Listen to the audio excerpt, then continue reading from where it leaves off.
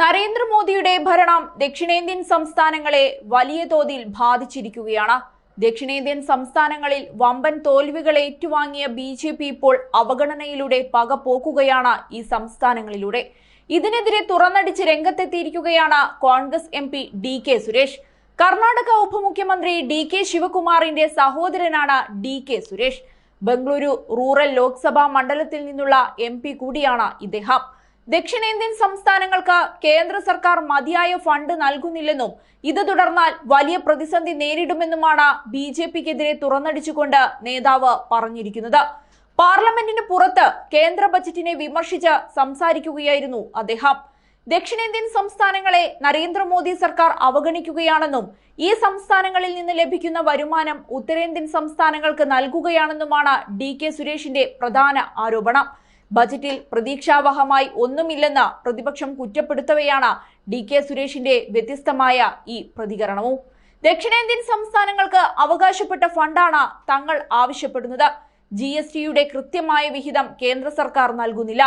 GST പ്രത്യക്ഷ നികുതി വഴി ദക്ഷിണേന്ത്യൻ സംസ്ഥാനങ്ങളിൽ നിന്ന് പിരിക്കുന്നതിന്റെ കൃത്യമായ വിഹിതം നൽകേണ്ടതുണ്ട്. ദക്ഷിണേന്ത്യൻ സംസ്ഥാനങ്ങൾ അനീതിയാണ് നേരിടുന്നതെന്നും DK സുരേഷ് പറഞ്ഞു. ദക്ഷിണേന്ത്യൻ സംസ്ഥാനങ്ങളിൽ നിന്ന് ശേഖരിക്കുന്ന പണം ഉത്തരേന്ത്യൻ സംസ്ഥാനങ്ങൾക്കാണ് നൽകുന്നത്. ഇത് തുടർന്നാൽ പുതിയ രാജ്യം വേണമെന്ന ആവശ്യത്തിന് തങ്ങൾ നിർബന്ധിതരാകുമെന്നും DK സുരേഷ് തുറന്നടിച്ചു. വിവിധ സംസ്ഥാനങ്ങൾക്ക് നൽകുന്ന ഫണ്ട് കൃത്യമായ രീതിയിൽ അല്ല വിതരണം ചെയ്യുന്നതെന്നും DK സുരേഷ് കുറ്റപ്പെടുത്തുകയുണ്ടായി. ഓരോ സംസ്ഥാനങ്ങളിൽ നിന്ന് ശേഖരിക്കുന്നതും വിതരണം ചെയ്യുന്നതുമായ പണത്തിന്റെ കണക്ക് പരിശോധിച്ചാൽ എല്ലാം വ്യക്തമാകും. ഫണ്ട് ഉത്തരേന്ത്യൻ സംസ്ഥാനങ്ങളിലേക്ക് വഴി തിരിച്ചുവിടുകയാണ്. ഇത് ദക്ഷിണേന്ത്യൻ സംസ്ഥാനങ്ങളോടുള്ള അവഗണനയാണ്.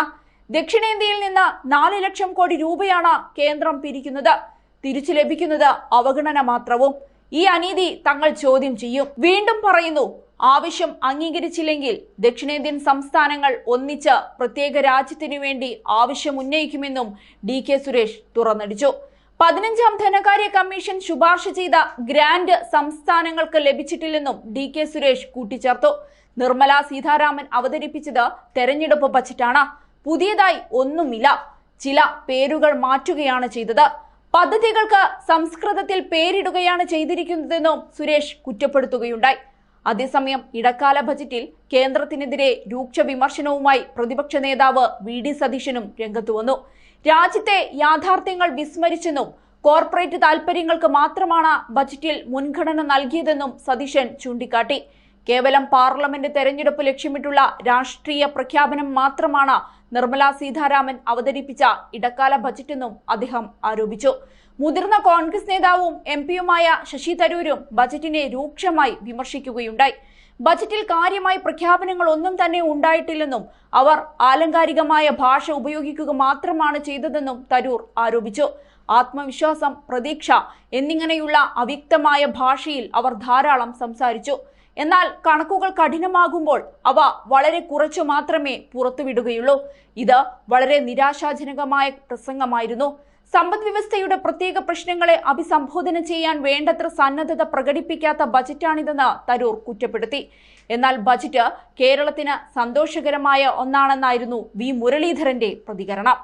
വികസിത ഭാരതം എന്ന യാത്രയ്ക്ക് ദിശാബോധം നൽകുന്നതാണ് കേന്ദ്ര ബജറ്റ് എന്നായിരുന്നു മുരളീധരന്റെ അഭിപ്രായം. കഴിഞ്ഞ 10 വർഷക്കാലത്തിനിടയിൽ രാജ്യത്തെ ദരിദ്ര ജനങ്ങളുടെ ജീവിത സാഹചര്യം മെച്ചപ്പെടുത്താനും അടിസ്ഥാന സൗകര്യങ്ങൾ വർദ്ധിപ്പിക്കാനും യുവാക്കൾക്കും കർഷകർക്കും പ്രത്യേകം ഊന്നൽ നൽകിക്കൊണ്ടുള്ള പദ്ധതികൾ അവതരിപ്പിക്കാനും സാധിച്ചുവെന്ന് ബജറ്റിനെ പുകഴ്ത്തിക്കൊണ്ട് BJP നേതാവ് പറഞ്ഞു.